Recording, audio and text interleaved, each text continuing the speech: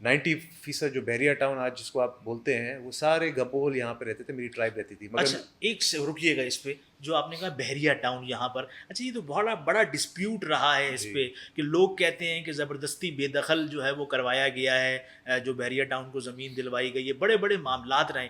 آپ کیا بتائیں گے کہ کس طریقے سے, کیا وہ لیگل ہے جو بحریہ ٹاؤن ابھی ہے, اور جن لوگوں کی زمین لی ہے آپ نے کہا وہ گبول ہیں, تو یہ سارے معاملات خوش اسلوبی سے حل ہوئے یا زور زبردستی بھی وہاں کی گئی ہے؟ دیکھیں یہ تو کورٹ میں بھی اسٹیبلش ہو گیا ہے, اسی وجہ سے بحریہ ٹاؤن کو سزا بھی ہوا ہے, جرمانہ بھی ہے, کیونکہ بہت ساری ان کی زمین اللیگلی انہوں نے آکیوپائی کی ہے.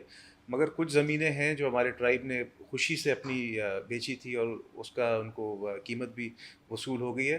مگر کچھ ہماری ٹرائب کی زمین ہے جو بہت زیادہ ڈسپیوٹیڈ ہے, اسپیشلی جو مین جو گیٹ ہے بحریہ ٹاؤن کا جی اور سپر ہائی وے کی جو تقریباً پورا جو فرنٹ ہے, وہ ہمارا ایک مشہور شخص تھے فیض گبول مروم. صحیح. یہ جو جتنے بھی سندھی نیشنلسٹ ہیں انہوں نے یہ ایشو بہت اٹھایا تھا, یہاں تک کہ میں نے بھی ایک بہت بڑی ریلی لیڈ کی تھی, کیونکہ زبردستی فیض گبول کی زمین بحریہ ٹاؤن نے قبضہ کرنے کی کوشش کی تھی اور 8 ایکڑ قبضہ کر بھی دیا ہے.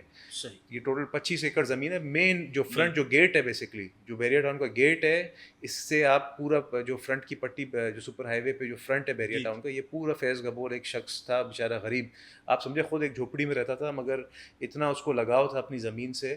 اس کی ایک ڈائلاگ بڑا مشہور ہوا تھا, آپ نے سوشل میڈیا پہ ضرور دیکھا ہوگا, کہ ملک ریاض نے اس کو بلایا اور بلینک چیک دیا اس کو کہ بھائی آپ بتاؤ یہ آپ کی زمین, کیونکہ مین روڈ کی زمین ہے, فرنٹ کی زمین ہے, یہ تو ہمارے لیے سمجھیں کہ بہت زیادہ بہت قیمتی زیادہ ہے, کسی بھی قیمتی قیمت پہ میں آپ سے ہے. لینے کو تیار ہوں. تو فیض گبول مشہور اس لیے ہوتا ہے کیونکہ اس نے پھر ملک ریاض صاحب کو جواب دیا تھا, بولا کہ زمین ہمارے لیے ماں کا درجہ رکھتی ہے, آپ اپنی ماں کی کوئی قیمت لگا کے بیچ سکتے ہو گے, مگر ہم جو ہیں بلوچ لوگ, ہم اپنی ماں کو کبھی بھی کسی بھی قیمت میں نہیں بیچ سکتے. جس کے بعد پھر ایک بڑا موومنٹ سٹارٹ ہوا وہاں پہ, جتنے بھی سندھی نیشنلسٹ تھے اور پیچھے جو تھوڑے اور گبول تھے, انہوں نے پھر نہیں بیچی اپنی زمین. ابھی بھی اگر آپ بحریہ ٹاؤن میں جائیں جی جی تو بحریہ ٹاؤن کے اندر 3-4 ایسے گوٹ اسٹیبلشڈ ہیں کہ آس پاس پورا بحریہ ٹاؤن ہے, جی جی.